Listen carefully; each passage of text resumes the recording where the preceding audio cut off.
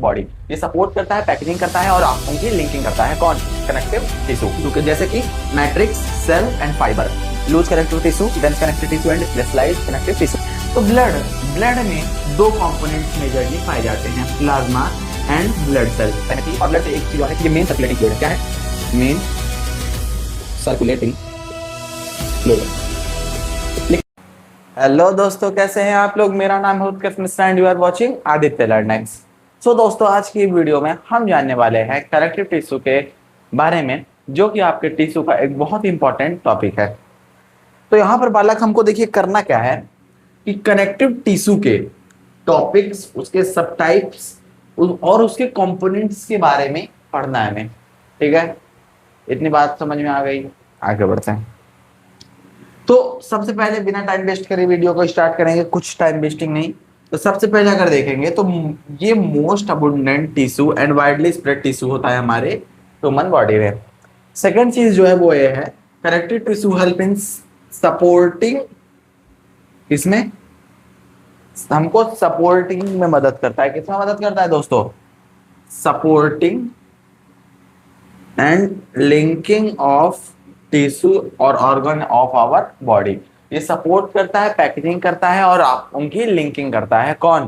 Connective tissue. उसके बाद इसके कुछ कंपोनेंट्स हैं कनेक्टिव टिश्यू के, जैसे कि मैट्रिक्स, सेल एंड फाइबर। तो देखिए, मैट्रिक्स के बारे में हमको नहीं पढ़ना, बस हमको इतना याद रखना है कि इसका एक कंपोनेंट मैट्रिक्स होता है, सेल होता है, फाइबर होता है।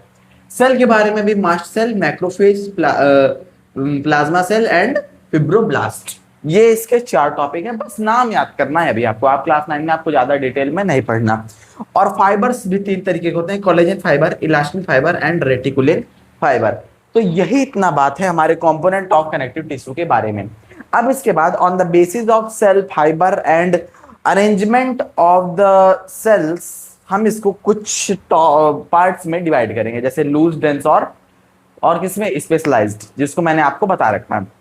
लेकिन उसके पहले जान लेते हैं हमारे ये fibres, collagen, elastin and reticulin fibre होते क्या हैं। तो जो हमारा कोलेजन फाइबर होता है, ये किसमें पाया जाता है? बंडल्स में पाया जाता है।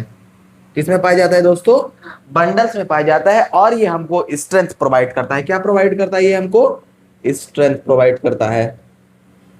ठीक, रेटिकुलिन के बारे में हमको नहीं जानना और इलास्टिन फाइबर के बारे में जानना है, लेकिन थोड़ा बहुत जानना है। वो ये है कि हमको इलास्टिसिटी नाम के हिसाब से जान जाएंगे, इलास्टिसिटी प्रोवाइड करता है। बस ये इतना जान लीजिए, आपका कंपोनेंट ऑफ कनेक्टिव टिश्यू यहाँ पर समाप्त होता है।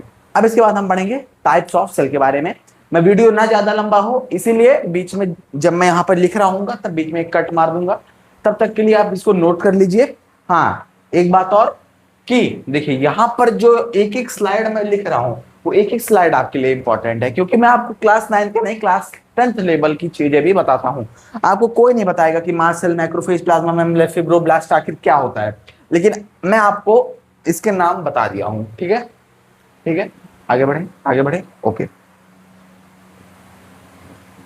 सो दोस्तों, अपनी नेक्स्ट स्लाइड ये है जिसमें कि हम कनेक्टिव टिश्यू के on the basis of matrix, cell fibre के अरेंजमेंट के हिसाब से इसको 3 पार्ट्स में डिवाइड करे हैं। Loose connective tissue, dense connective tissue and specialised connective tissue.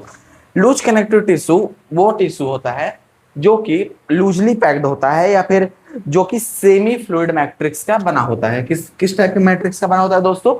Semi fluid matrix का।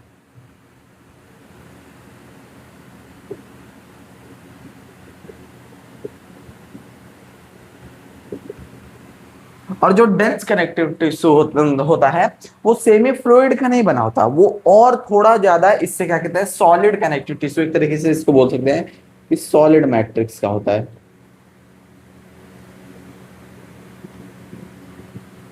और स्पेशलाइज्ड कनेक्टिव टिश्यू में जो स्केलेटल कनेक्टिव टिश्यू होता है, ये हार्ड होता है, हार्ड मैट्रिक्स। और फ्लूइड कनेक्टिव टिश्यू, नाम से ही पता चल रहा है कि किस तरीके का बन जाएगा, बताइए? फ्लूइड, या फिर बोल देंगे liquid matrix.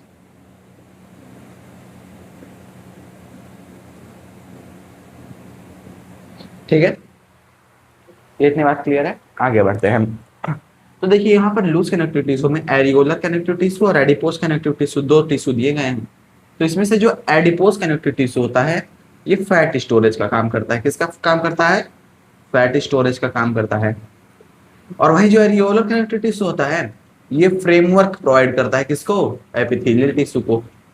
Framework of epithelium tissue और कनेक्ट करता है, कनेक्ट स्किन टू मसल। ठीक है, ये क्या करता है? स्किन को मसल से कनेक्ट भी करता है और क्या कहते हैं framework of epithelial connective tissue का भी काम करता है। अब इसके बाद जो हमारा एडिपोज कनेक्टिव टिश्यू होता है जिसको मैंने आपको बता दिया किसका काम करता है? फैट स्टोरेज का काम करता है। ठीक है, अगर फैट स्टोरेज का काम कर रहा है तो हम इसको ये भी बोल सकते हैं कि एक्सेसिव जो न्यूट्रिशन है उसका स्टोरेज कर रहा है, स्टोर एक्सेसिव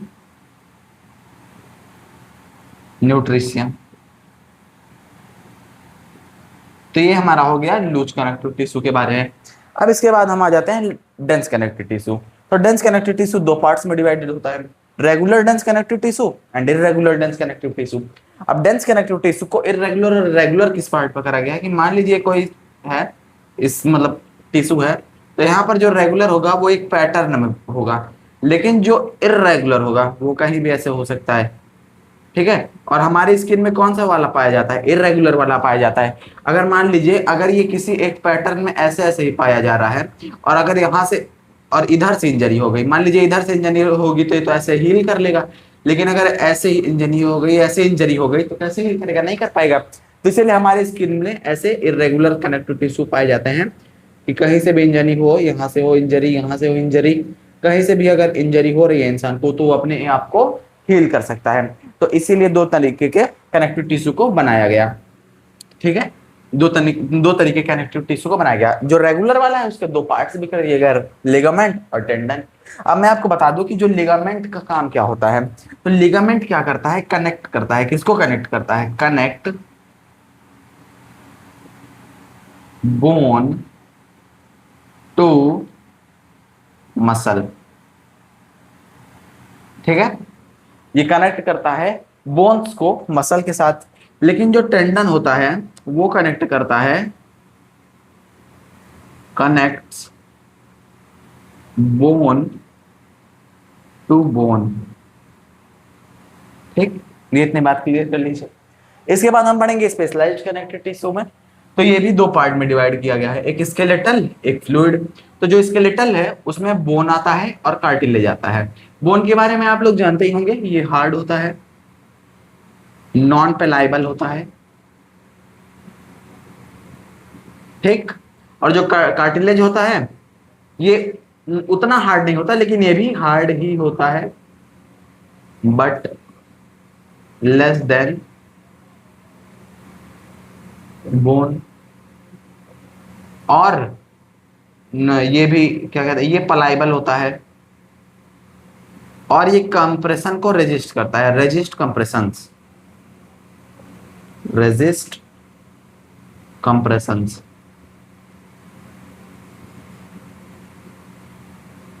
ये इतनी बात लिख लीजिए। उसके बाद मैं आपको सबसे लास्ट वाला फ्लूइड कनेक्टिव टिश्यू ब्लड और लिम्फ के बारे में बताऊंगा।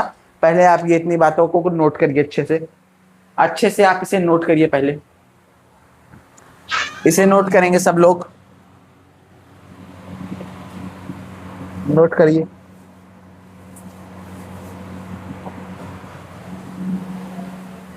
नोट कर लिया सबने? सबने नोट कर लिया है? आगे बढ़े।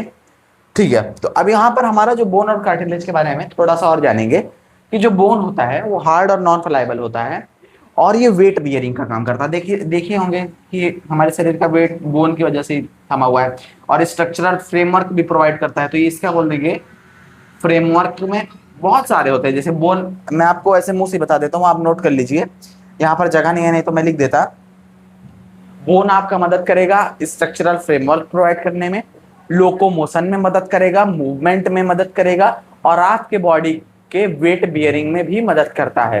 ठीक है, और कुछ बोन्स आपके शरीर में होती हैं जो जिसके अंदर बोन मैरो पाया जाता है, और वो बोन मैरो ब्लड सेल्स का फॉर्मेशन में मदद करते हैं। ये क्लास 11th का टॉपिक है, but I can tell you for your knowledge purpose only, आपके एग्जाम में नहीं पूछा जाएगा, ठीक है। अब इसके बाद ब्लड और लिम्फ जान लेते हैं। तो ब्लड के बारे में आप जानते ही होंगे, क्या उसकी कॉम्पोजिशंस के बारे में पढ़ना है हमें, और लिम्फ आखिरकार बनता कैसे है, लिम्फेटिक वेसल्स क्या होती है, इनके बारे में जानना है। तो आइए अब अपना नेक्स्ट टॉपिक वही है, उसके लिए एक नई स्लाइड लगाएंगे और उसमें अच्छे से पढ़ेंगे। किसके बारे में अच्छे से पढ़ेंगे? ब्लड एवं लिम्फ के बारे में अच्छे से पढ़ेंगे, ठीक है। इरेज कर दो इसे, इसको इरेज कर दो, ठीक है। बोन के तो मैंने आपको सारे बता दिए हैं, ठीक है।